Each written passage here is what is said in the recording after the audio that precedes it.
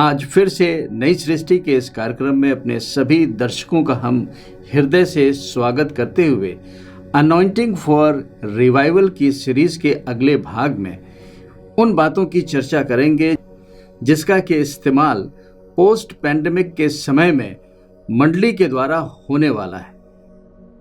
और जैसा कि पिछले भाग में हम लोग ने बातचीत किया था और ये देखा था कि मंडली के अंदर प्रभु यीशु मसीह ने कुछ गिफ्ट्स को दे रखे हैं, विशेष करके लिए वो वरदान जिन्हें हम सेवकाई के वरदान कहते हैं। अनंत जीवन के वरदान, पवित्र आत्मा के वरदान, चंगाई के वरदानों के बारे में हम लोग बातचीत इस समय नहीं कर रहे हैं, लेकिन अनॉइंटिंग फॉर रिवाइवल में मंडली में पाए जाने वाले उन वरदानों का जिनको कि प्रभु यीशु मसीह ने अपनी मंडली में सेवकाई के रूप में दे रखा है, और इसका एक ही उद्देश्य है जिससे कि मंडली की उन्नति हो सके। और मंडली की उन्नति का मतलब ये है कि मंडली में पाए जाने वाले हर एक विश्वासियों की आत्मा की उन्नति हो सके, क्योंकि जब हम बाइबल और परमेश्वर और उद्धार नए जीवन की बात करते हैं तो ये सारी बातों की शुरुआत मनुष्य की आत्मा से ही शुरू होती है। और परमेश्वर ने जो अपना जीवित वचन हर एक विश्वासियों के लिए दिया है, यही वचन वो कुंजी है जिसको कि पवित्र आत्मा विश्वासियों की आत्मा में इस्तेमाल करता है और फिर उसके जीवन के द्वारा बाहर प्रकट करता है। और इसीलिए बार बार संत पौलुस इस बात को मंडली में रिमाइंड करा के कहते हैं कि हमें परमेश्वर के वचन को अपने जीवन में पहला स्थान देना है, और इसी के साथ साथ पवित्र आत्मा को अपने जीवन में बहुतायत से भरना है, क्योंकि पवित्र आत्मा ही परमेश्वर के वचन को हमारे जीवन में खोलता है और हमारे जीवन को प्रकाशित करता है। इसलिए वचन और आत्मा के साथ विश्वासी को प्रेम में चलने की जरूरत है, जिससे कि हम लोग उस प्रभु यीशु मसीह की जो महिमा युक्त ग्लोरियस बॉडी ऑफ क्राइस्ट का जो प्रभु यीशु मसीह का दर्शन है वो हमारे और आपके जीवन के द्वारा पूरा हो सके। और इसी समय का इंतजार भी प्रभु यीशु मसीह कर रहे हैं कि कब प्रभु यीशु मसीह की मंडली पूरे तरीके से तैयार हो जाएगी और प्रभु यीशु मसीह अपनी कलीसिया और अपनी मंडली को बादलों में रैप्चर के द्वारा उठा लेगा। वो एक घटना घटने वाली है। अब अनॉइंटिंग फॉर रिवाइवल में हम लोग जो की वर्ड इस मिनिस्ट्री से जुड़ी हुई बातों में रखे हैं वो हमें पहला कुरिन्थियों उसके 12 अध्याय में पढ़ने को मिलता है, और इसको हम लोग फिर से जाके पढ़ेंगे। फिर इसके बाद हम लोग आज के अध्ययन की शुरुआत करेंगे। इस अध्याय में संत पौलुस ने पवित्र आत्मा के 9 वरदानों के साथ ही साथ मंडली में पाए जाने वाले उन सेवकाई के वरदानों की भी चर्चा की है। और यहाँ इस प्रकार लिखा हुआ है, इसी प्रकार तुम सब मिलकर मसीह की देह हो और अलग अलग उसके अंग हो। और परमेश्वर ने कलीसिया में अलग अलग व्यक्ति नियुक्त किए हैं, प्रथम प्रेरित, दूसरे भविष्यद्वक्ता, तीसरे शिक्षक, फिर सामर्थ के काम करने वाले, फिर चंगा करने वाले और उपकार करने वाले और प्रबंध करने वाले और नाना प्रकार की भाषा बोलने वाले। क्या सब प्रेरित हैं? क्या सब भविष्यद्वक्ता हैं? क्या सब उपदेशक हैं? क्या सब सामर्थ के काम करने वाले हैं? क्या सबको चंगा करने का वरदान मिला है? क्या सब नाना प्रकार की भाषा बोलते हैं? क्या सब अनुवाद करते हैं? तुम बड़े से बड़े वरदानों की धुन में रहो।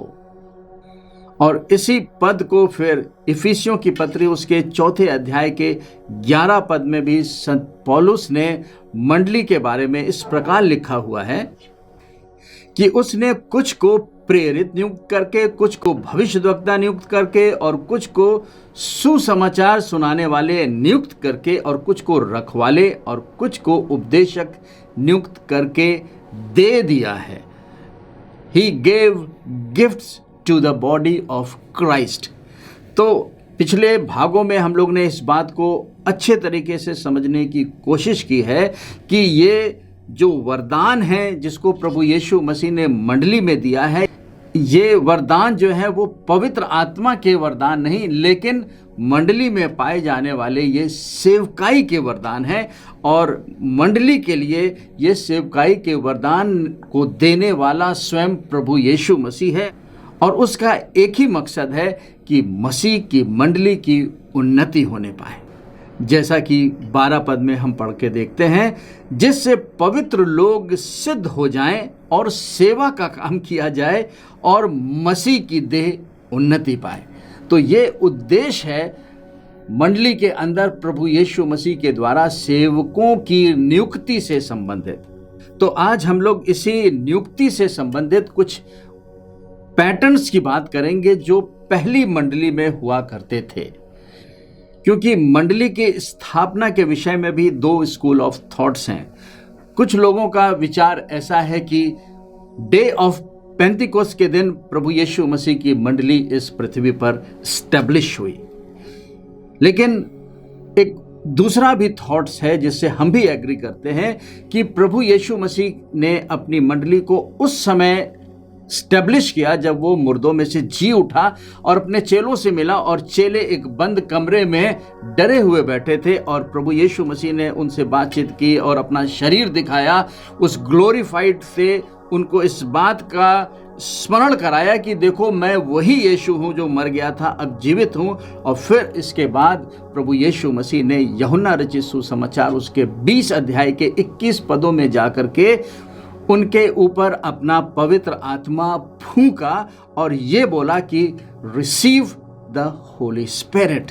और हमारा अपना भी ऐसा विश्वास है कि मंडली की स्थापना, न्यू क्रिएशन की शुरुआत उस समय से हो गई। अब ये हो सकता है कि प्रभु यीशु मसीह ने कलेक्टिवली सबके ऊपर अपना पवित्र आत्मा फूंका या इंडिविजुअली एक एक के ऊपर अपना आत्मा फूंका और उनसे कहा कि रिसीव द होली स्पिरिट। और ये आत्मा को फूके जाने का संबंध जो है वो बागे अदन से शुरू हुआ था, जब परमेश्वर ने मट्टी के पुतले से आदम के शरीर को बनाया और उसमें अपने जीवन की श्वास फूंकी, और इस प्रकार से आदम जो है वो एक जीवित प्राणी बन गया। इस प्रकार से हम जान सकते हैं कि यूहन्ना के 20 के 21 पद में प्रभु यीशु मसीह ने जब अपना पवित्र आत्मा फूंका, उससे पहले जो भी लोग थे, वो जो भी डिस्पेंसेशन था, जो भी पुराना वाचा का समय था, उसमें लोगों की आत्मा का उद्धार नहीं होता था। वो अपनी आत्मा में एक नए जन्म के अनुभव को नहीं पा सकते थे जब तक कि प्रभु यीशु मसीह मुर्दों में से जी नहीं उठे। उन्होंने अपने ही लहू के द्वारा अनंत काल के लिए स्वर्ग में सारी मानव जाति के लिए उद्धार के मार्ग को नहीं खोल दिया, क्योंकि प्रभु यीशु मसीह के एकमात्र बलिदान के ही द्वारा सारी मनुष्य जाति के लिए उद्धार के मार्ग को खुलना था। इस प्रकार से हम विश्वास करते हैं कि प्रभु यीशु मसीह ने इस पृथ्वी पर अपनी मंडली को, जिस समय उसने अपना आत्मा अपने प्रेरितों के ऊपर फूंका, उस समय से मंडली की शुरुआत इस पृथ्वी पर हो गई। और इसी मंडली से जुड़ी हुई सेवकाइयों की चर्चा भी हम लोग कर रहे हैं। तो आज हम लोग 2-3 बातों पर जो सेवकाई से संबंधित है उस पे बातचीत करेंगे कि वो जो सेवकाइयाँ हैं जिन्हें 5 फोल्ड मिनिस्ट्रीज भी कहते हैं, उसमें जो सबसे पहला नाम आता है वो बार बार वो प्रेरितों का आता है, यानी कि एपोस्टल्स का आता है। तो ऐसा क्यों होता है कि संत पौलुस कुरिन्थियों में भी और इफिसियों में भी प्रेरितों की सेवकाई के नाम से शुरू करते हैं। इफिसियों में भी कहते हैं कि यीशु मसीह ने कुछ को प्रेरित करके नियुक्त किया। और इसका असर यह होता है कि आज बहुत सी मंडलियों में यह विचारधारा है कि शायद प्रेरित जो है वो सारी सेवकाइयों के ऊपर गवर्न करने के लिए बनाए गए हैं, लेकिन वचन इस बात की शिक्षा नहीं देता है। परमेश्वर ने मंडली में हर एक को अलग अलग सेवकाइयाँ दे रखी हैं। किसी को प्रेरित बनाया है, किसी को रखवाले बनाया है, किसी को सुसमाचार का प्रचारक, किसी को शिक्षक, किसी को भविष्यद्वक्ता बनाया है। और इन सेवकाइयों का अलग अलग इस्तेमाल है। ऐसा नहीं है कि एक सेवकाई बाकी सारी सेवकाइयों के ऊपर रखी गई है। और इसीलिए सबसे पहले हम लोग उस मिनिस्ट्री की बात करेंगे जिसे कहते हैं अपोस्टलिक मिनिस्ट्री या प्रेरिताई की सेवकाई। तो 3 विषयों में जो पहली बात हम ये देखेंगे कि आखिर क्यों संत पौलुस जो प्रेरितों की सेवकाई है उसको सबसे पहला दर्जा देते हैं, और इसके साथ ही ये भी देखेंगे कि कितने प्रकार के प्रेरित नए नियम में बताए गए हैं। और जो तीसरा विषय है वो ये है कि इन प्रेरितों के क्या चिन्ह हैं, कैसे मालूम हो कि ये प्रेरित हैं। तो जो सबसे पहला बिंदु है वो इस बात को हमें समझना है कि प्रेरितों की सेवकाई जो है वो मंडली की स्थापना के बाद सबसे प्रारंभिक सेवकाई थी। वैसे तो प्रभु यीशु मसीह के पास बहुत से चेले थे, लेकिन वचन में लिखा है कि उन डिसाइपल्स या उन चेलों में से प्रभु यीशु मसीह ने 12 प्रेरितों को अपॉइंट किया, उन्हें चुन लिया, उन्हें अलग किया कि वो एक विशेष सेवा को अपने जीवन के द्वारा इस पृथ्वी पर पूरा करेंगे। इसलिए मंडली की स्थापना के बाद जो सबसे पहली या प्रारंभिक सेवकाई थी वो प्रेरितों की सेवकाई थी, क्योंकि प्रभु यीशु मसीह ने अपने चेलों के ऊपर अपना आत्मा फूंका और उनसे कहा, रिसीव द होली स्पिरिट। इस प्रकार से जब मंडली की स्थापना इस पृथ्वी पर हुई और फिर इसके बाद प्रभु यीशु मसीह जब अपने इन प्रेरितों से लूका रचित सुसमाचार उसके 24 अध्याय के 49 पद में भी आज्ञा देते हैं और कहते हैं कि तुम इधर उधर ना जाओ। जिन प्रेरितों ने उस उद्धार के अनुभव को प्राप्त तो कर लिया था, वो नए जन्म को रिसीव तो कर लिए थे, उन्होंने पवित्र आत्मा को पा तो लिया था, लेकिन अभी वो सेवकाई में बाहर नहीं निकल सकते थे। तब प्रभु यीशु मसीह ने अपने स्वर्गारोहण में जाने से पहले उन्हें आज्ञा दी कि तुम ऐसा करो कि यरूशलेम में जाके ठहरे रहना, अभी वहां से अपने काम को मत शुरू करना। उद्धार पा गए हो, नया जन्म पा लिए हो, ठीक है, लेकिन अब तुम्हें एक और आत्मिक अनुभव मिलने की जरूरत है, जिसे मेरे पिता ने भी प्रॉमिस किया है कि मैं अपना आत्मा हर एक प्राणियों पर उंडेलूंगा, और ये प्रॉमिस तुम्हारा उस यरूशलेम में ठहरने के द्वारा पूरा होगा जब मैं इस पृथ्वी से चला जाऊंगा। तो इसके बाद जब प्रभु यीशु मसीह का स्वर्गारोहण हो गया, तब हम जानते हैं कि उन सारे प्रेरितों के ऊपर परमेश्वर का पवित्र आत्मा उतरा और उन्होंने उस पेंतिकुस्त के आत्मिक अनुभव को पाया और वो सब पवित्र आत्मा से भर गए। और जब वो भर गए तो पवित्र आत्मा उनकी आत्माओं से कुछ नई नई अन्य भाषाओं को भी बुलवाने लगा। ये एक आत्मा की सामर्थ का प्रगटीकरण था, जैसा कि प्रेरितों के काम उसके पहले अध्याय के 8वें पद में लिखा हुआ है कि जब पवित्र आत्मा तुम पर आएगा तभी तुम सामर्थ पाओगे। ही हमने ऐड कर दिया है, लेकिन वचन ऐसा कहता है कि प्रभु यीशु मसीह ने कहा कि जब पवित्र आत्मा तुम पर आएगा तब तुम सामर्थ पाओगे और तब मेरे जी उठने के तुम गवाह ठहरोगे। तो उद्धार पाते समय, पवित्र आत्मा को पाते समय, मंडली की स्थापना के समय उन प्रेरितों ने नए जन्म को तो पा लिया था, लेकिन उनके जीवन में एक और आत्मिक अनुभव बाकी था, जिसमें वो सब के सब पवित्र आत्मा से भरे जाने थे। और इस पवित्र आत्मा के भरे जाने के द्वारा उन्होंने उस सामर्थ्य को पाया जिससे वो यीशु मसीह के मुर्दों में से जी उठने की गवाही को हर जगह दे सके। और लिखा है जब वो पवित्र आत्मा से भर गए तो वो प्रेरित एक अन्य भाषाओं को बोलने लगे। तो ये baptism of the holy spirit को दिखाता है।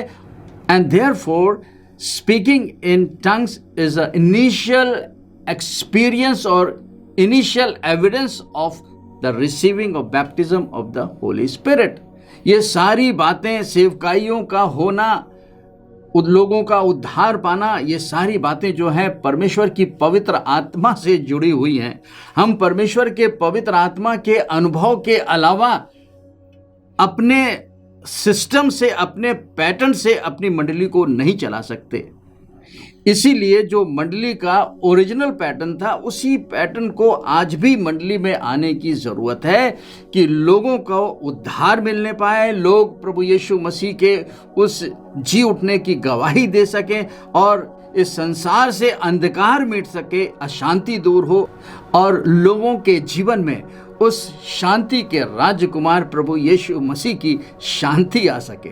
तो जब हम प्रेरितों की बात कर रहे हैं कि क्यों प्रेरितों को ही पहला दर्जा मिला था लिस्टिंग बनाने में, वो इसलिए हुआ था कि जब मंडली की स्थापना हुई तो उस समय और कोई सेवकाइयाँ नहीं थीं और यही प्रेरित सारे संसार में जाकर के प्रभु यीशु मसीह के जी उठने की गवाही देते रहे और अलग अलग स्थानों पे मसीह की मंडली बनती गई।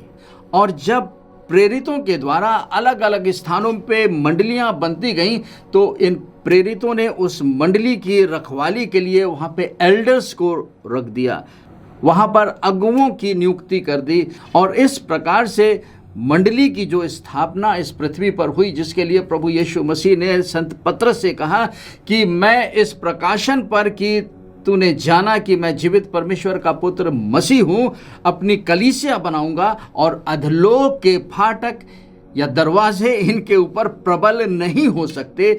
उस मंडली की शुरुआत हुई और धीरे धीरे प्रेरितों की सेवकाइयों के द्वारा और भी जो दूसरी मिनिस्ट्रीज़ हैं, जिसे हम रखवाले या पास्टर्स मिनिस्ट्री कहते हैं, प्रॉफिटिक मिनिस्ट्री कहते हैं, टीचर्स की मिनिस्ट्री कहते हैं, इवेंजलिस्ट की मिनिस्ट्री कहते हैं, एडमिनिस्ट्रेटर्स की हेल्प मिनिस्ट्री है, ये सारी मिनिस्ट्री उसके बाद आई।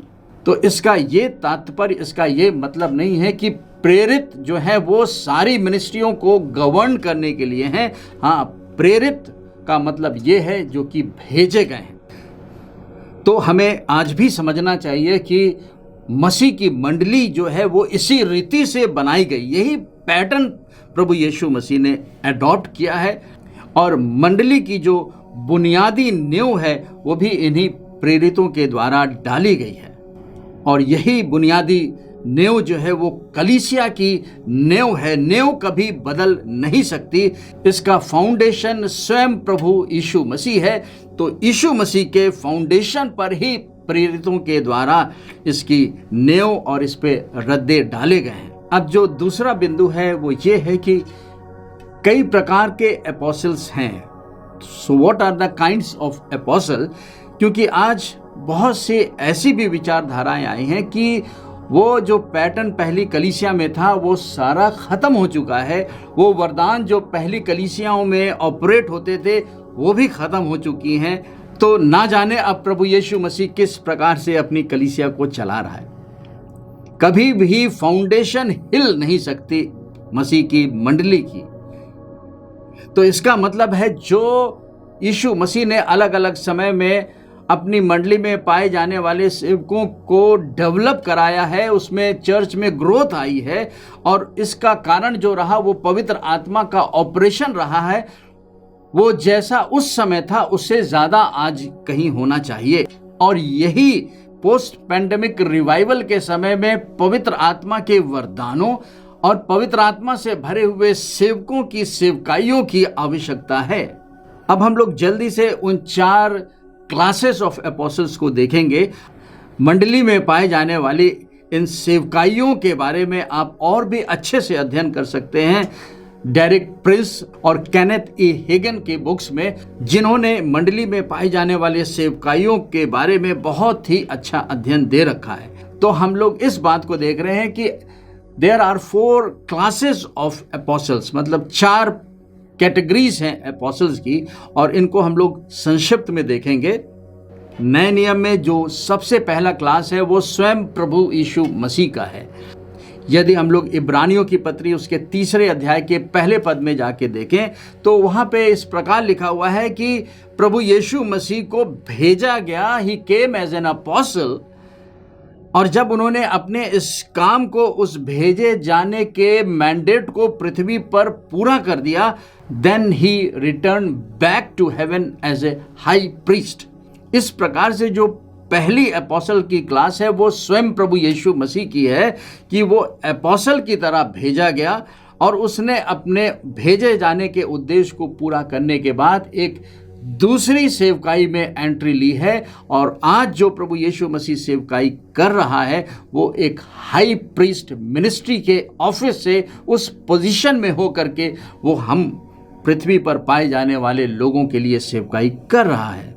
फिर इसके बाद जो दूसरा क्लास ऑफ अपोस्टल्स है या प्रेरितों का जो दूसरा क्लास है, जो दूसरी श्रेणी है, वो श्रेणी है जिसे अपोस्टल्स ऑफ लैम्ब भी कहते हैं या मेमने के प्रेरित, और इनकी गिनती नियुक्त है जिसे हम लोग प्रकाशित वाक्य में भी जाके पढ़ के देख सकते हैं कि वहां पर 12 प्रेरितों की संख्या दी गई है। तो इन प्रेरितों की क्या क्वालिफिकेशन थी, इसे प्रेरितों के काम में भी बहुत अच्छे से समझाया जा चुका है। संत पतरस ने एक्ट्स के पहले अध्याय के 21 और 22 पद में बताया है, जहां इस प्रकार लिखा है, इसलिए जितने दिन तक प्रभु यीशु हमारे साथ आता जाता रहा, अर्थात यूहन्ना के बपतिस्मा से लेकर उसके हमारे पास से उठाए जाने तक जो लोग बराबर हमारे साथ रहे, उचित है कि उनमें से एक व्यक्ति हमारे साथ उनके जी उठने का गवाह हो जाए। इसलिए एपोस्टल्स ऑफ लैम्ब्स उस क्लास को दिखाता है, उन एपोस्टल्स के बारे में बताता है जो प्रभु यीशु मसीह के चश्मदीद गवाह थे, जो प्रभु यीशु मसीह के साथ रहे, चले, सीखे, खाए, पिए और प्रभु यीशु मसीह की मृत्यु को भी देखी और उसके बाद प्रभु यीशु मसीह के जी उठने के वो गवाह थे। तो ऐसे एपोस्टल्स ऑफ लैम्ब्स जो हैं उनकी संख्या 12 नियुक्त की गई है। इसलिए एपोस्टल्स ऑफ द लैम्ब की जो संख्या है वो 12 ही है। इसके बाद जो तीसरा क्लास ऑफ एपोस्टल्स है वो नए नियम में पाए जाने वाले और भी एपोस्टल्स हैं, those who are apart from apostles of the lamb, जिसमें से कि बरनबास और शाऊल जो कि पौल बने, फिर जेम्स, याकूब जो प्रभु यीशु मसीह के भाई थे, रोमियो 16 के 7 में एंड्रियोनिकस और जेनिया का नाम आया है, सिलवानुस और तिमोथियस का नाम आया है पहला थिस्सलुनीकियों उसके पहले अध्याय 2 अध्याय के 6वें पद में, अपोलोस आए हैं पहला कुरिन्थियों उसके 4 अध्याय के 4 से 9 में, इसके बाद 2 कुरिन्थियों के 8 के 23 में 2 ऐसे भाई आए हैं जिनका नाम नहीं है लेकिन वो भी उस समय के प्रेरित थे, और इसके बाद फिलिपियों उसके 2 अध्याय के 25 पद में आया है, पर मैंने इपफ्रोदीतुस को जो मेरा भाई है और सहकर्मी और संगी योद्धा तुम्हारा दूत है। तो हमने देखा कि 12 एपोस्टल्स ऑफ लैम्ब के साथ ही साथ नए नियम में और भी एपोस्टल्स के नाम दिए गए हैं, और इन्हीं एपोस्टल्स के द्वारा आज मंडली के लिए फाउंडेशनल डॉक्ट्रिन्स दी गई हैं। हम उन फाउंडेशनल डॉक्ट्रिन्स के अलावा किसी और नींव पर रद्दा नहीं डाल सकते। तो इसका ये मतलब नहीं है कि आज के मॉडर्न टाइम में अपोस्टल्स नहीं हो रहे। आज भी प्रभु यीशु मसीह अपनी मंडली में प्रेरितों को अपॉइंट कर रहा है। मॉडर्न टाइम में इन अपोस्टल्स को मिशनरीज के नाम से भी जानते हैं। जिस टर्म का आज मिसयूज समाज में हो रहा है, ये मिशनरीज जो है वो आज के मॉडर्न टाइम के जो है वो एपोस्टल्स हैं, जो एक स्थान से दूसरे स्थान पर भेजे जाते हैं जहां पर वो समाज के लिए एक नए काम को प्रभु यीशु मसीह के मंडली के द्वारा शुरू करते हैं। इसकी चर्चा हम लोग फिर कभी किसी और भी भाग में करेंगे और देखेंगे कि आज भी प्रभु यीशु मसीह अपने लोगों को, अपने प्रेरितों को मंडली से बाहर भेज करके नए नए कामों की स्थापना कर रहा है, जिससे कि प्रभु यीशु मसीह के दूसरे आगमन का समय बहुत ही शीघ्र हो जाए, बहुत पास आ जाए। तो अभी तक हम लोग ने काइंड्स ऑफ एपोस्टल्स के बारे में बातचीत की और ये देखा कि पहला एपोस्टल तो स्वयं प्रभु यीशु मसीह है। फिर ये देखा कि 12 एपोस्टल्स ऑफ द लैम्ब हैं। फिर हमने 7-8 नए नियम में पत्रियों में पाए जाने वाले एपोस्टल्स के बारे में देखा, और आज भी प्रभु यीशु मसीह उन एपोस्टल्स को, उन प्रेरितों को अपॉइंट कर रहा है, अभिषेक कर रहा है, जिससे कि सारे संसार में प्रभु यीशु मसीह के जीवन के नए काम शुरू हो रहे हैं। तो अब हम लोग ने इस बात को जाना है कि आखिर क्यों संत पौलुस जो हैं वो लिखते समय प्रेरितों के नाम को पहले क्यों लिखते हैं, और फिर दूसरी बात ये देखी कि कितने प्रकार के अपोस्टल्स हैं, और तीसरी बात के साथ हम कंक्लूड करेंगे कि आखिर इन अपोस्टल्स के साइंस क्या है, कैसे मालूम कि ये अपोस्टल्स हैं। और इसके लिए हम लोग दूसरा कुरिन्थियों उसके 12 अध्याय के 12 पद में जाके पढ़ के देखेंगे कि वहां क्या लिखा हुआ है। प्रेरित के लक्षण भी तुम्हारे बीच में सब प्रकार के धीरज सहित चिन्हों और अद्भुत कामों और सामर्थ के कामों से दिखाए गए। इंग्लिश के एम्पलीफाइड वर्जन में लिखा है, the science that indicate a genuine apostle were performed among you fully and most patiently, signs and wonders and miracles। तो यहाँ पे संत पौलुस ने बहुत सफाई से अपोस्टल्स के उन साइंस के बारे में बता दिया है कि किस प्रकार से उनकी सेवकाइयों में अद्भुत काम, चमत्कार और चिन्हों के साथ प्रभु यीशु मसीह के वचनों को सुनाया जाता है। तो आज हम लोग ने मसीह की मंडली में पाए जाने वाली पहली मिनिस्ट्री के बारे में बातचीत किया, और वो है अपोस्टलिक मिनिस्ट्री। इस सारी सेवकाइयों के लिए किसको प्रभु कैसे इस्तेमाल कर रहा है, अगर आपके जीवन में ये बुलाहट नहीं भी दे रहा है, तब भी वो एक विश्वासी के रूप में आपके जीवन को वो इस्तेमाल करना चाहता है, क्योंकि हर एक विश्वासी एक याजक है, एक किंग है और एक प्रीचर है। हर एक विश्वासी को पवित्र आत्मा के बपतिस्मे की आवश्यकता है, पवित्र आत्मा की भरपूरी की आवश्यकता है, जिससे वो आपके जीवन के द्वारा अपनी सेवकाई को ले सके। ध्यान देने की बात है कि सेवकाई देने वाला प्रभु यीशु मसीह है, और वो किसी का पक्षपात नहीं करता। वो सबके ऊपर अपनी पवित्र आत्मा के अभिषेक को बहुतायत के साथ देना चाहता है। आइए हम प्रार्थना करें। हमारे जीवित और दयालु पिता परमेश्वर, यीशु नासरी के नाम से उस पवित्र आत्मा के अभिषेक को, जैसा कि पुराने नियम में तेरे सेवकों के ऊपर रहा, नए नियम में आपके सेवकों के ऊपर उतरा, उससे भी ज्यादा अंत के समय में प्रभु हर एक मंडलियों में, हर एक सेवकों के ऊपर तेरी अनॉइंटिंग को हम यीशु के नाम से मांगते हैं। And I believe that we receive the fresh anointing of the holy spirit in the name of Jesus. प्रभु यीशु मसीह के नाम में, आमीन।